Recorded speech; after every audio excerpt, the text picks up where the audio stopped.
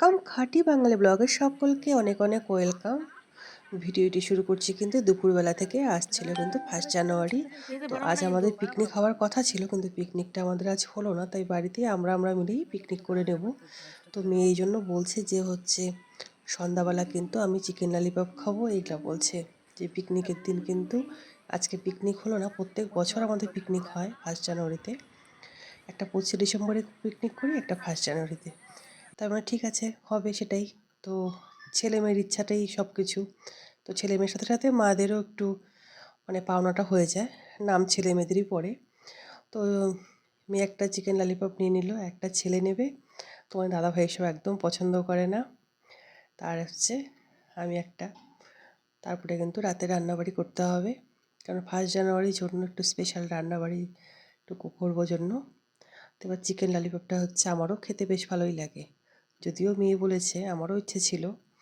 তো তারপরে দেখো আমি কিন্তু আজকে তো রান্না হবে খাসির মাংস। তো মাংসটা অনেকটাই বড়, বড় খাসি ছিল, এই জন্য এত তেল মাংসের মধ্যে। এবার তো তেল মনে করো যে খেতে ভালোবাসি, কিন্তু খেলে পরে একটু অসুবিধা হয়। কিন্তু তেলগুলো ভাবলাম যে আর বড়াটাও তো খেতে ভালো লাগে, খেতে পারি না বড়া, তেলের বড়া খেতে তো বেশ সুন্দর লাগে। তো এবার কিন্তু ভাবলাম যে তার তেলটা আর কি নষ্ট করব, দিয়েই দিই এর মধ্যেই। তো এবার কিন্তু আমি তোমাদেরকে একটা দেখাবো যে মাংস কিন্তু আজ আমি খাসির মাংস রান্না করব একটু অন্যরকমভাবে। তোমরা কেউ যদি এভাবে করে থাকো তো জানো। আর আজ কিন্তু আমি এভাবে প্রথম রান্না করব, প্রথম বলতে আমি কিন্তু এই নিয়ে দ্বিতীয়বার রান্না করব এরকম স্টাইলের রান্নাটা। তো তোমরা দেখতে থাকো, আশা করছি তোমাদের ভালো লাগবে। আর তোমরা যারা আমার ভিডিও দেখো, তোমাদের একটু হলেও যদি ভালো লেগে থাকে অবশ্যই একটা লাইক কমেন্ট সাবস্ক্রাইব করে দেবে প্লিজ, পাশে থেকো। তো এবার দেখো মাংসটা বেশ ভালো করে ধুয়ে নিয়েছি। এবার এর মধ্যে এটা গরম মশলা বাটা, আর আদা রসুন, আর বাটা লঙ্কা। তো আমাদের কিন্তু বলেছি তোমাদেরকে এর আগের ভিডিওতে যে আমরা কিন্তু শুকনো লঙ্কাটা খুব কম ব্যবহার করি, আমরা কাঁচা লঙ্কাই বেশি ব্যবহার করি। এটা কিন্তু শুকনো লঙ্কা না, লাল কাঁচা লঙ্কা ওটা। এবার দেখো আমি কিন্তু মাংসটা বললাম যে অন্যরকম স্টাইলে একটু রান্না করবো আজকে। তো প্রথমে কিন্তু প্রেশারের মধ্যে আমি ঠান্ডা জল দিয়ে নিলাম, আর এর মধ্যে কিন্তু কয়েকটা এলাচ দিয়ে দিয়েছি। এলাচ আর লবঙ্গ আমি দেব। তো আমি কিন্তু এর মধ্যে তারপরে এর ভিতরে মাংসটা আমি আগে দিয়ে দিচ্ছি। তো কাঁচা জলের মধ্যে মাংস দিয়ে দিচ্ছি। তোমরা অনেকে অবাক হয়ে যাবে যে কি রান্না করছে, কিন্তু না, দেখো এবার এর মধ্যে কিন্তু আমি হলুদ দিয়ে দিলাম, হলুদ না সরি লবণ, লবণ আর হলুদ দিয়ে দেব। হলুদ আর লবণ দিয়ে এবার আমি প্রেশারে কিন্তু আগে সিটি মেরে নেব।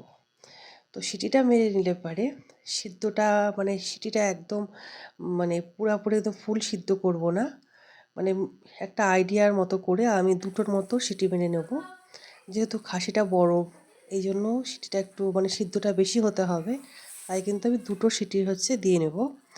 আর তারপরে কিন্তু এবার কিন্তু আমি কড়াইয়ের মধ্যে তেল দেব, দেওয়ার পরে এবার কিন্তু আমি মাংসটাকে কষাবো না, আগেই মশলাটাকে কষাবো। তো তার জন্যই কিন্তু অন্যদিন যে আমি কেন বললাম আলাদা রকমের রান্নাটা, যে আমি কিন্তু রান্না বেশিরভাগ সবাই রান্না করে বা করি আমিও, যে আগে যেরকম পেঁয়াজ দিয়ে সব কিছু মশলা দিয়ে কষিয়ে নিয়ে মাংসটা দিয়ে তারপরে কষিয়ে প্রেশারে সিটি মারা হয়। আজ কিন্তু উল্টোভাবে আসছি, প্রেশারে আগে সিটি মেরে নিয়ে তারপরে কিন্তু আমি মাংসটাকে রান্না করব। তো এইভাবে রান্না করার কারণটা আমি নিজেই কীভাবে যে মাথায় আসলো, আজ থেকে 2-4 বছর আগে আমার বাড়িতে আমার পিসামশাই এসেছিলো। তো পিসামশাই খুব তাড়াতাড়ি চলে যেতে হবে। তো আমাদের বাড়ি উত্তর দিনাজপুর, আর আমার পিসামশাইয়ের বাড়ি দক্ষিণ দিনাজপুর, বালুরঘাট থেকে আসছে। তো এবার সকাল সকাল চলে যাবে, এবার মাংস রান্না করব, এবার 12টার মধ্যে বেরিয়ে যাবে। এবার আমাদের বাড়িতে সকালটা একটু লেটেই হয়। তো কীভাবে তাড়াতাড়ি পিসামশাইকে আমি মাংস ভাতটা তৈরি করে দেব। তখন দেখলাম যে মাংসটা যদি আমি আগে প্রেশারে সিটি মেরে নিই, সিটি মারার পরে তাহলে মাংসটা আমার সিদ্ধ হয়ে থাকলো, তাহলে তারপরে আমি এদিকে কষাবো কড়াইয়ের মধ্যে মশলাপাতিগুলো, আর মাংস তো সিদ্ধ হয়েই থাকলো, মাংসও আমি কিছুটা দিয়ে আমি কষিয়ে নিতে পারবো। কষিয়ে নিলে পরে কিছুটা কষানো মাংস দিয়ে সুসিদ্ধ হয়ে যায় মাংসটা, তাহলেই তো খেতে পারবে। তো সেই সময় ওইভাবে রান্নাটা করে দেখলাম যে বেশ সুন্দর, তাড়াতাড়িও মনে হয়ে গেল, আবার হচ্ছে মানে খেতেও কিন্তু খুব সুন্দর, মানে আলাদা রকম একটা মানে টেস্ট। মানে সব কিছুই একই রকম যতই দেওয়া হোক, এক একজনের হাতে কিন্তু এরকম রান্নার একটা স্টাইলও থাকে। আবার এক এক ধরনের রান্না করলে কিন্তু একটু অন্যরকম করলে কিন্তু ভালোও লাগে। তো দেখলাম যে খুব সুন্দর। আর যে আমি হলো যে প্রেশারে যে মাংসটাকে যখন সিটি দিয়েছি, যে জলটা, সেই জলটা দিয়েই কিন্তু আমি মাংসটাকে কষাবো। আমি সেই জলটা দিয়ে আমি কিন্তু আলাদা কোনো আর কোনো কাঁচা জল এর মধ্যেই মেশাবো না। এবার দেখো তেলের মধ্যে কিন্তু পেঁয়াজ আর আলুটা আমি আগেই ভেজে নিলাম।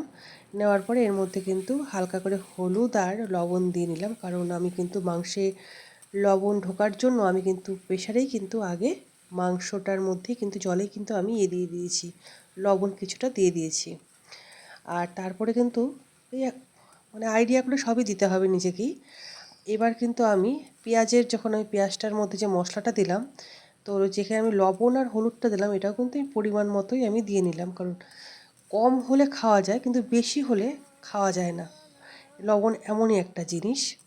তো যেহেতু মাংসে আমার লবণ দেওয়া আছে, এই জন্য এখানে পরিমাণ মতো লবণ আর হলুদটা দিয়ে এবার ভালো করে কিন্তু পেঁয়াজটার সাথে এই মশলাটাকে ভালো করে কষিয়ে নেব।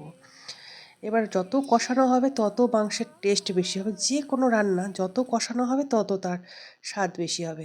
তারপরে দেখো তোমাদের সাথে কিন্তু বললাম আজ 1 জানুয়ারির জন্য একটু স্পেশাল রান্না করতে হবে। তো তার সাথে সাথে কিন্তু এবার কিন্তু পোলাও করব। পোলাও বলতে হচ্ছে, এবার দেখো তোমাদের দাদাভাই কিন্তু আমাকে একটু সাহায্য করতে চলে আসলো।